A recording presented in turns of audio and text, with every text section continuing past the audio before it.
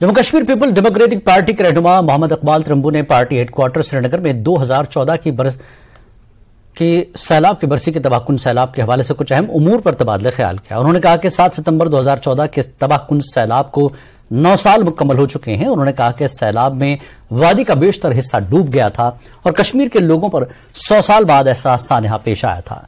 उन्होंने मौजूदा हुकूमत की गवर्नेंस पर सवाल खड़े किए। उन्होंने कहा कि सरकार स्मार्ट सिटी प्रोजेक्ट्स और रकमात खर्च कर रही है, यूटी को डिजिटल बनता हर रोज वो दिखा रहे हैं, जो कि सरासर एक बड़ा झूठ है। उन्होंने सरकार पर आम लोगों को गुमराह करने का इल्जाम लगाया। उनका कहना है कि 2019 में मनसूखी के बाद जम्मू कश्मीर में कोई तरक्की नहीं हुई। उन्होंने सुप्रीम कोर्ट में हलफनामा भी पेश किया जिसमें कहा गया कि हमारा मुल्क तरक्की की राह पर गामजन है। उनका कहना है कि हकीकत यह है कि आम अवाम की जान को लाहक खतरात लाहक है, लेकिन यूटी इंतजामिया अपनी झूठी तारीफ करने और मुल्क के लोगों को गुमराह करने में मसरूफ है। कांग्रेस ने हुकूमत से मुतालबा किया कि वो अवाम की जानो माल को बचाना किसी भी हुकूमत की अवलीन तरजीह होनी चाहिए। इसलिए जहलम तवी के तरक्याती मनसूबे के दूसरे मरहले और तीसरे मरहले की तकमील के लिए तेजी से काम किया जाए। इस प्रोजेक्ट को तस्वुर करने की जरूरत है ताकि 2014 जैसी सूरत हाल दोबारा पैदा न हो। जैसे कि आपको मालूम है कि 6 और 7 सितंबर की रात में पूरा कश्मीर फ्लड से डूब गया। 2014 में ये वाक़ा हुआ है, एक नेशनल डिजास्टर हुआ था। और आपको याद होगा कि कितना नुकसान, कितना एग्रीकल्चरल लैंड जो है वो सैलाब की जद में आ गया और सारा श्रीनगर जो है सैलाब में डूब गया। तकरीबन हजारों लाखों एकड़ जमीन जो है एग्रीकल्चरल लैंड डिस्ट्रिक्ट अनंतनाग में पर्टिकुलरली सब सैलाब से मुतासिर हो गई और कितने घर और कितनी प्रॉपर्टी तबाह हो गई। सिर्फ श्रीनगर में, खाली श्रीनगर शहर में तकरीबन 1 लाख घर जो है वो डैमेज हो गए, जिसमें से कुछ तो कंप्लीटली डैमेज हो गए, कुछ पार्शियली डैमेज हो गए। और इसके अलावा कितना प्रॉपर्टी, गुड्स, क्रॉप्स, कितना नुकसान हुआ। तो एक एजेंसी के, सर्वे एजेंसी के तहत तकरीबन 1 लाख करोड़ का जो है ये नुकसान 2014 में हुआ। और उस सैलाब की वजह ये थी कि हमारा जो दरिया है जहलम, जहां से ये पानी जाता है, इसकी कैरिंग कैपेसिटी बहुत कम है।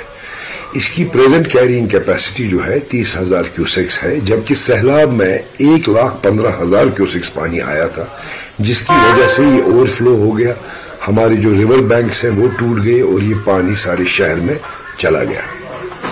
हमारी आज इस प्रेस इंटरेक्शन का मुद्दा और मकसद यही है कि 9 साल गुजर गए उस सैलाब को, और आज भी अगर 2 दिन या 3 दिन बारिश होती है तो हमारे कश्मीर के लोग परेशान हो जाते हैं कि ऐसी सिचुएशन फिर ना आ जाए जिससे हमारे मालो जान की उसमें खतरा है।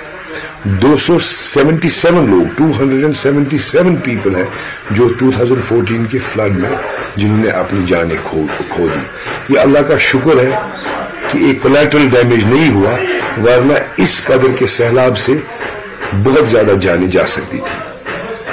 हमारा गवर्नमेंट से ये पूछना है कि इन 9 सालों में गवर्नमेंट ने इस चीज के लिए क्या इकदाम किए हैं। हम आपके वसादत से, सरकार से ये पूछना चाहते हैं कि आप अपनी प्रायोरिटीज को दुरुस्त कीजिए। सबसे जरूरी लोगों की जानो माल की हिफाजत है। ये जो आप चीज कर रहे हैं ये सिर्फ आप अपने कामों को ग्लोरीफाई और ग्लैमर देने के लिए कर रहे हैं। असल में जिन चीजों और जिन मुद्दों के लिए आपको काम करना है उन मुद्दों पर आप काम नहीं कर रहे हैं। जिन लोगों के लिए ये सरकार है उन लोगों की जिंदगियां आज भी खतरे में है। 4 दिन की बारिश से यहाँ का सारा नक्शा ही बदल जाता है। जबकि पिछले सैलाब में 1,15,000 क्यूसेक्स का डिस्चार्ज हुआ था। इसके लिए भी इनको सोचना चाहिए कि ऐसी कैटास्ट्रोफी अगर फिर कभी या ऐसे हालात अगर फिर कभी हो तो हमारा क्या बचाव है, हम इसके लिए क्या करें। इसके लिए भी एक प्रोजेक्ट की तैयारी होनी चाहिए और आने वाले कुछ ही सालों में इस पर काम भी लगना चाहिए ताकि लोगों की जिंदगी और लोगों का माल जो है वो महफूज रहे। वक्त एक ब्रेक का, ब्रेक के बाद फिर लौटेंगे।